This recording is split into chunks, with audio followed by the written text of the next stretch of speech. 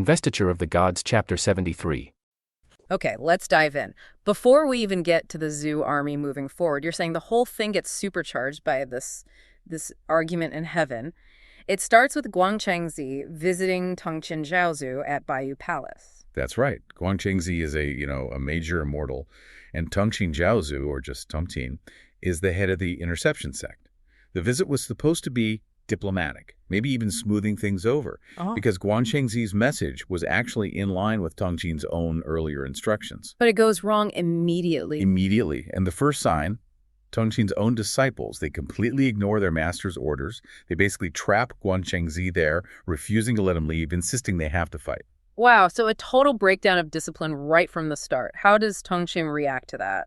Initially, he's furious, but at his own followers. The source says he calls them ignorant beasts, unruly animals. He's genuinely scolding them because, look, the three main sects had agreed to support the Zhu forces, who are seen as acting according to heaven's will, resisting fate. His disciples are defying that joint decree. But then his anger shifts, you said. This is where the real problem starts. Exactly, because one of his top disciples, multi-treasure Taoist Duobao Daoren, steps in. And he reveals the real insult, the thing that's been festering, that Guang Chengzi apparently said earlier. Okay, so it wasn't just simple disobedience. There was this deeper theological insult fueling their anger. What did Guang Chengzi supposedly say? Well, according to Duobao, it was a two-pronged attack. First, he apparently dismissed their whole teaching, the interception sect's philosophy, as left path side door.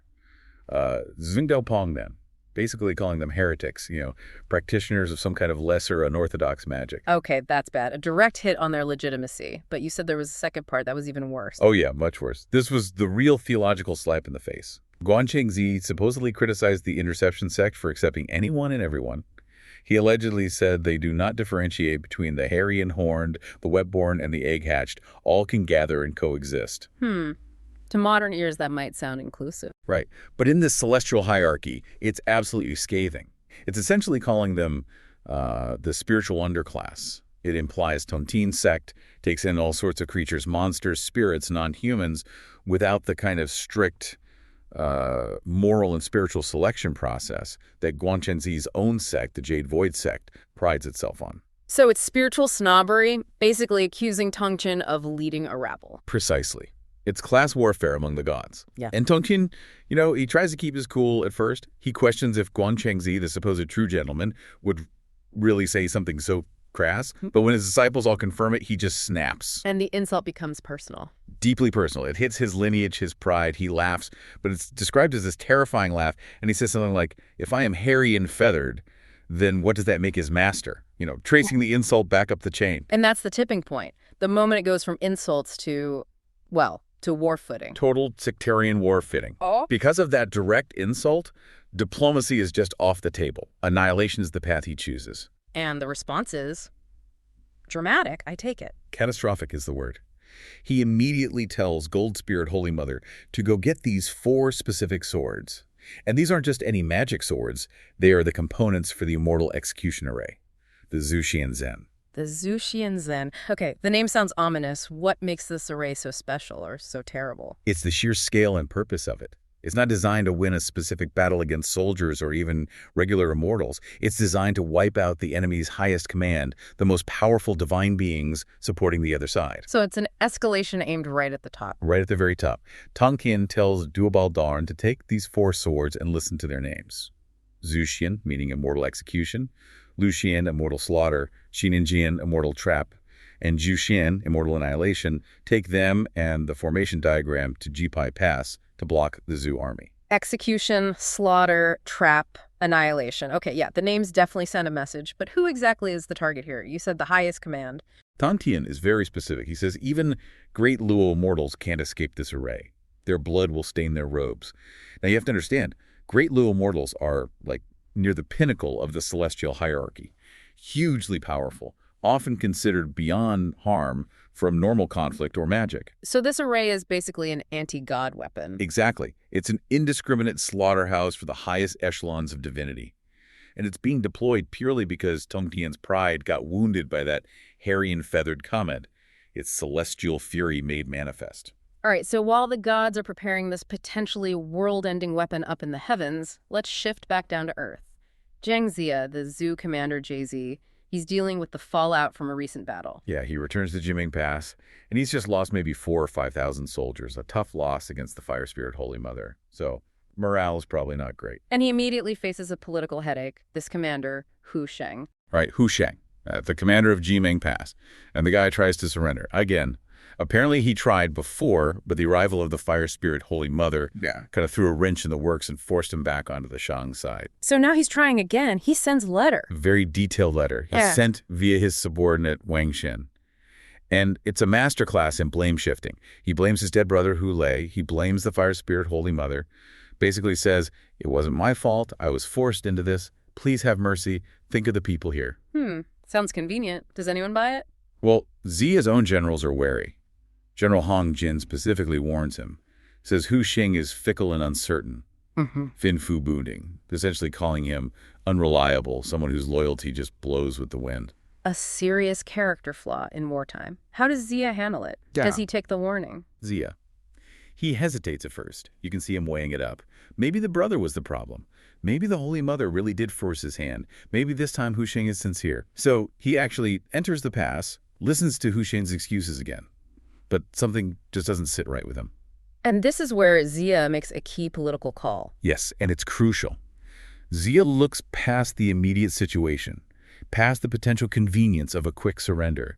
He sees Hu Sheng's fundamental character. He calls him a petty man of morning 4, evening 3, Musi Zalsan. Morning 4, evening 3. What does that mean? It sounds specific. It is. It's an old story, basically.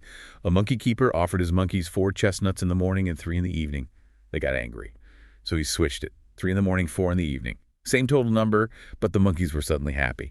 Okay. So it means someone who's easily swayed by superficial changes, completely opportunistic, lacks any real substance or firm principles, inconsistent. Exactly that. Zia realizes Hu Sheng might not be an active threat right this second, but his nature, his inherent unreliability, means he will cause problems down the line. He'll betray them eventually. Zia concludes that, yeah, the Fire Spirit Holy Mother might have started the fight, but Hu Sheng's willing participation and now his convenient surrender attempt show he's just too risky to keep around. So Zia chooses stability over an easy win. That's pretty ruthless, actually, executing someone who's trying to surrender. It's pure pragmatism. He refuses the surrender, orders Hu Sheng executed on the spot, and puts the pass under the command of General Qi Gong, someone he trusts. The message is stark. Zia leadership can't afford unreliable allies. Sometimes harsh decisions are needed for the greater campaign. A very cold, calculated move compared to the hot-headed fury driving things in heaven. Completely different motivations. One is wounded pride leading to potential cosmic disaster. The other is cold logic aimed at securing a military advance. Okay, so we've seen divine fury and political calculation. Let's move to the third front. Qinglong Pass. This sounds more like straightforward military action. Huang Feihu leading a large force. Yeah, 100,000 troops under Huang Feihu marching on Qinglong Pass. This part of the story really highlights good old-fashioned military skill. The pass is defended by Commander Qiu Yin and his deputy Ma Fang. And Huang Feihu sends in Deng Zhigong. You mentioned him being important. Very important. Deng Zhigong, remember, used to be a top general for the Shan dynasty. He defected to Zhu. So sending him out first isn't just about military tactics. It's a statement. He's got something to prove, both his skill and his loyalty to his new side. So he rides out to challenge the defenders. How does that go? It starts with insults, naturally. Ma Feng comes out, sees Deng Zhigong, and immediately lays into him, calling him a rebel thief. It's personal, attacking his defection, his perceived betrayal of Shang. Standard pre-duel trash talk, then. Does it rattle Deng Zhigong? Doesn't seem like it. The personal venom is there, but it can't make up for the difference in skill. They fight for 30 rounds, which, isn't insignificant. But the text is clear. Deng Zhigong is just better. He's described as a seasoned general on the battlefield. Ma Feng, well, he's just outmatched. And Deng Zhigong finishes it quickly. Very efficiently. Uses a faint, a loud shout to distract or startle Ma Feng, and then cuts him down, takes his head. Clean victory. It secures the first key success at Qinglong Pass, and really validates Deng Zhigong's switch to the Zhu side through sheer battlefield competence. Qinglong Pass is absolutely critical as the guarantee of Choj, basically the last major defense before the capital. So you have the Zhu forces under Huang Feihu needing to break through, and they're facing Qi Yin, who's in command there. But the fight immediately gets strange. It swings from, normal duels to just supernatural chaos. Okay, yeah, let's start there. The first big fight involves this surprisingly young hero. Well, it kicks off because Qi Yin is absolutely furious. His guy Ma Fang just got captured and executed by Zhang Zhugong from the Zhu side. So Qi Yin rides out, and his first move isn't tactical, it's political. He starts yelling at Huang Feihu, calling him a traitor. Right, accusing him of killing court officials, being guilty of every evil, trying to undermine his legitimacy. Exactly. It's all about who really deserves to rule. But Huang Feihu doesn't really bite, does he? He just issues a standard challenge. And that's when his son steps up, Huang Tianxiang, who's, 17? Yeah, just 17. The text describes him as a calf not fearing the tiger, full of that youthful confidence, maybe a little reckless. And he proves it pretty fast. His first opponent, Gao Gi. Taken out in less than 15 rounds. Spear right to the heart. Textbook stuff. Tianxiang's got unlimited strength, apparently. Pure skill wins the day. That's the conventional heroism we expect, right? Exactly. But then he faces the main commander, Qi Yin himself. And Tianxiang, with his godly spear skills, actually pushes Qi Yin back. The kid's got serious talent. Things get messy, though. Qi Yin's got backup. Right. Sun Bao and Yu Cheng jump in to help their commander. Classic battlefield chaos. And then Ding Zhenong, the guy Qi Yin really hates, charges in and takes out Yu Cheng with a quick knife strike. It's just frantic action. But here's what's amazing. Amidst all that fighting, the 17-year-old, Tianxiang, stays focused. He pulls off this tactical trick, Méléger Posant it's called. He basically fakes an opening. Mates Qi Yin. Yep. Lures him in, stabs him in the left leg. And then, while Qi Yin is trying to retreat... Just shoots him with an arrow, too. Where does it hit? Right in the shoulder socket, 2 really serious wounds. Should be battle-ending, crippling injuries. Okay, perfect win for the young hero. Strength, skill, cunning. But this is where it gets weird, right? This is where the rules just break. Yeah. Because those wounds should have taken Qi Yin out of the fight for good. But they don't. Why not? Well, turns out Qi Yin isn't exactly human. The text says he's a Kushan, a curved worm, an earthworm that gained human form through cultivation. An earthworm? Seriously. Then he practices left path magic. That explains everything. So the wounds. He just uses a special elixir, a Dan Yao, and poof. 3 days later, he's completely healed, good as new. Right. Okay, so the strategic implication there is huge. You can win the physical fight, but your enemy just hits undo. Pretty much. The magic at this point is defensive. It just negates their physical victory. It's incredibly frustrating for the Zhu army. So Qi Yin comes back, obviously looking for revenge, specifically against Tianxiang. They fight again, another 30 rounds. Yeah. But Tianxiang's learned something. He knows normal attacks won't be permanent. He gets clever again. He notices something. Hair under the helmet. Yeah, a glimpse of hair. It makes him realize Qi Yin's power is tied to his cultivated body. He needs to somehow disable that, not just wound the flesh. So how does he do it? It's not like he has magic himself. No, he uses pure physical strategy adapted to the supernatural. It's brilliant, actually. He throws his spear straight up in the air. Just throws it away. Dealy Kong. Exactly. A total feint.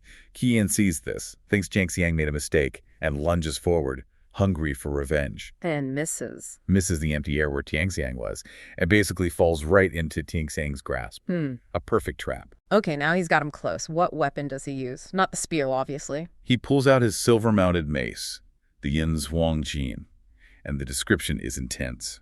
Gold leaf inlaid, makes ghosts weep and gods mourn. Sounds serious, like it's designed for something more than just hitting armor. Exactly. It's meant to deliver a crushing blow, something that might affect that cultivated core. He smashes it right onto Qi Yin's heart-protecting mirror. Oof. The Hu singeing. What happens? Qi Yin vomits blood, barely stays on his horse. He has to retreat, seals the pass gates tight, and this time he actually falls ill. So the mace worked. It bypassed the magic healing somehow. It seems like it overwhelmed it, at least temporarily. The sheer force of the blow was enough to make him properly sick, not just wounded. So Ziyu won the duel again, decisively, but they still can't take the pass. Nope. They attack for 3 straight days, but the walls are too high, the moat too deep. It's a stalemate. They won the fight, lost the objective for now. And Qi Yin, recovering, realizes he needs something more, doesn't he? Something that skill can't beat. He needs an escalation. Conventional tactics, even his own magic healing, aren't stopping the Zhu heroes entirely. He needs an offensive weapon that changes the game. So he calls in a supply officer, Chen Qi. Yeah, on paper, he's the supply guy, Chen Qi. But then you read the description. Riding a fiery-eyed, golden-eyed beast wielding a demon-quelling mace and commanding 3,000 flying tiger soldiers with hooks and nets. That's not a logistics guy. Not even close. He's this terrifying mix of, bureaucracy and raw supernatural power. It's very Feng Xinyang-y. And who steps up to fight this guy? Ding Zhugong again, the master knife fighter. The guy whose execution of Ma Fang started this whole revenge cycle. Okay, so top-tier skill versus whatever Chen Ti is. How does it go? They fight for 30 rounds. Zhugong is good, really good. The text says he's actually starting to get the upper hand with his knife skills. If a skill can win. It looks like it can. Yeah. But then Chen Qi pulls out his ace. He lifts his mace like he's going to strike. But that's a distraction. Total misdirection. While everyone's looking at the mace, he just opens his mouth. And out comes this yellow vapor, this Huang Qi. Yellow vapor, like a poison gas? Not quite. It's something he's cultivated inside himself using secret arts. And it's way worse than poison. How so? This stuff, the yellow vapor, it targets, the very essence of a living person, specifically for anyone born of flesh and blood. It causes their San Hun Qi, their 3 souls and 7 spirits, to just disperse. Scatter. Wait, so it doesn't injure the body, it attacks the soul directly, like shutting down your consciousness. Exactly. It's an anti-spirit weapon. It instantly knocks out your fundamental life force. That's horrifying. So what happens to Deng Zhigong? He just falls instantly, completely incapacitated, falls right off his horse. And then? Captured alive. Dragged back into the pass, and Qi Yin, who's probably feeling a bit better now, gets his ultimate revenge. Executes Zhigong immediately. Then puts his head on the wall? Yep. Sends a very clear, very brutal message to the Zhu army. Wow. Okay, the strategic shift there is massive. You go from needing skill and cunning to needing to be immune to soul-scattering gas. It changes everything. Huang Feihu is devastated. He just lost a top general, not in a fair fight, but to this invisible spiritual attack. Martial arts, strategy, bravery, none of it matters against the yellow vapor. Precisely. And it happens again almost immediately. Tai Luan, one of Zhugong's subordinates, rides out for revenge. How does that go? 20 rounds of fighting. Tai Luan's probably given it his all. And then Chen Qi uses the vapor again. And Tai Luan goes down too. Captured. But this time, Qi Yin decides to keep him alive. The plan is apparently to capture a whole bunch of Zhu officers and send them back to Jiao as proof of a major victory. That shows incredible confidence. They basically think they can just keep doing this indefinitely. They do. Why wouldn't they? They have a weapon that instantly neutralizes any mortal opponent, regardless of skill. So, summing this up, we saw Tongtian win with skill and smarts. Then Qi Yin countered with magic healing. But now Chen Qi arrives with magic offense that just bypasses skill completely. It renders conventional military strategy almost obsolete at this point. How do you fight an enemy whose main weapon attacks the soul itself? You can't just train harder or use better tactics, can you? Doesn't seem like it. The rules of engagement have fundamentally changed. They need a countermeasure that operates on that same esoteric level. That leads us right to the end of the chapter, this sort of desperate last-ditch effort. Facing this unbeatable foe, Huang Feihu's remaining sons step up. Huang Tianlu, Huang Tianchu, and young Huang Tianxiang again, all 3 of them together. Jiang Xiang, who started this whole sequence with a conventional win, now has to face this soul vapor alongside his brothers. And Chen Qi, he's actually eager for it, excited to take down the 3 princes at once. How does the chapter leave it? On this incredibly tense cliffhanger. The 4 of them, 3 brothers, against Chen Qi on his beast, are locked in this chaotic melee. The text calls it being trapped in a dragon pool and tiger cave. Meaning it's incredibly dangerous, life or death for everyone involved. Absolutely. It's the ultimate showdown. Family, loyalty, mortal skill, everything they have against this terrifying, seemingly unbeatable supernatural power. The whole campaign hangs in the balance.